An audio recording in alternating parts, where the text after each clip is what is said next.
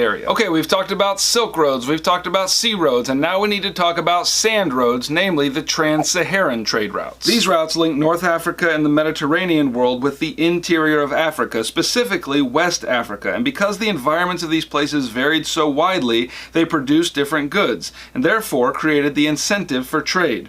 In North Africa, the folks mainly produced manufactured goods like cloth and glasswork and books. In Southwest Africa, they were agricultural and therefore produced grain crops and yams and kola nuts. Now, a major turning point in the history of the trans-Saharan trade routes was the introduction of the Arabian camel. Now, this happened centuries before the time period that we're considering in this video, but their effects were still in force. You see, camels could walk for up to 10 days without water, and that made it possible to transverse that vast stretch of desert between North Africa and West Africa. And as with the other trade routes we've looked at, the trans-Saharan trade routes also did its fair share of culture changing, specifically political culture changing. And between 500 and